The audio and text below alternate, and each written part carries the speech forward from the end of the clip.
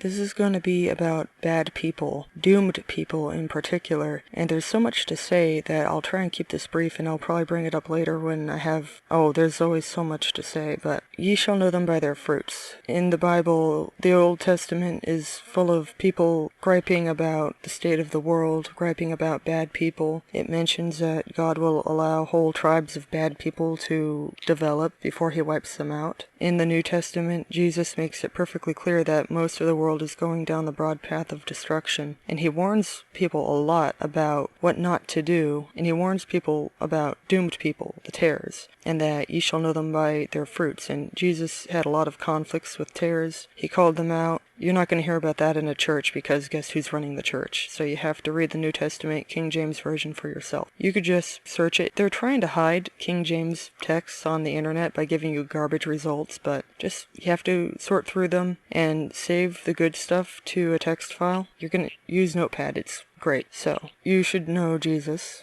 and for bad people, they're just terrible. They're doomed from the very beginning. The Bible will say that there are people that are just born bad, and they are really insulting, very inflammatory. They will constantly insult you or whoever else without provocation. They will just hurl insults nonstop, and then they laugh because they think it's great. Sometimes they will pretend to be respectable. They will compose themselves and talk in a respectable fashion until a real person comes along and goes, I don't really agree with what you've said. I'm not into it. I think I'll believe something else. Then the terror who's really composed and trying to be respectable will lose all composure. They will become childish. They are really childish, and they're obsessed with pretending. They're obsessed with acting, theater, all the world's a stage, so they will put on this persona of being a respectable person, but if you don't buy what they're pushing, they'll show their true face, and it's pretty ugly and pretty funny. They freak out. They lose composure. They start screaming. They make a blog post, and if they know the name of the wrong thinker, they will basically spam the name of the wrong thinker. If they're going to make a video, they will yell the name of the wrong thinker over and over and over. They're obsessed with ad hominems. No real person is ever going to use an ad hominem. That is low. Well, tares are lower than low. And ad hominem is they're just going to default to it. They have no real arguments. They just push whatever their commander tells them to say, and they just resort to name-dropping the wrong thinker and ad hominems. And another thing is, when you're arguing with them, or maybe I should say debating, you shouldn't argue because you'll get banned if you do that. And besides, it's not an argument, it's really one way. They will push whatever some weird-looking liars wearing white lab coats and holding props, like they'll hold some beaker with food dye in it, or they'll hold a telescope or a microscope, and they'll just say whatever the flavor of the week, babble, mumbo jumbo is out. And, in cartoons, where cartoons are kind of something, they all have outer space and dinosaurs and apes and all that stuff, but they also have cross-dressing jokes, gags about monsters turning to stone, gags about the moon landing being fake, gags about giants becoming mountains. So cartoons are interesting in the content that goes into them, especially when you consider their target demographic. Cartoons made for toddlers will be pretty grounded in reality. Maybe the characters will be talking animals, but they just do normal everyday things like go on a picnic or play with bricks or something like that. But the cartoons and media aimed at the 10-year-old crowd are going to be loaded with interesting stuff, which I will discuss some other time. And,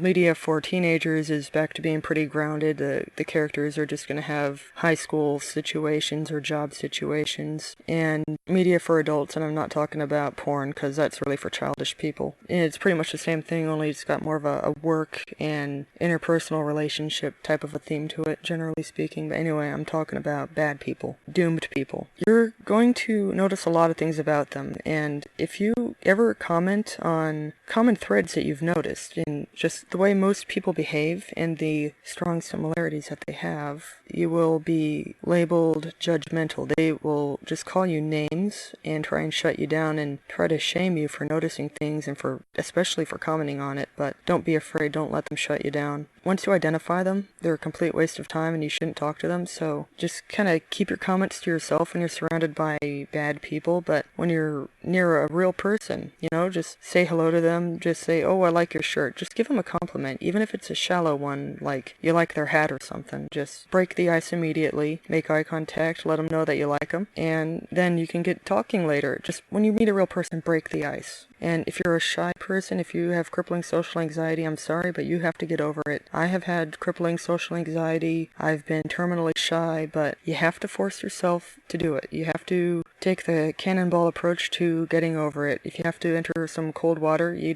brace yourself, you take a deep breath, you run off the dock, you make a cannonball shape and you close your eyes, you hit that cold water, you get the shock, you feel pain, and you get over it. Once you cannonball in, you get over it. The more you do it, the better you get. You have to overcome shyness if you're shy. And, well, I don't think I need to talk that much about bad people because you know a bazillion of them. What really matters is finding the real people. That is so important. That is the number one thing. So I will come back when I have something more to say.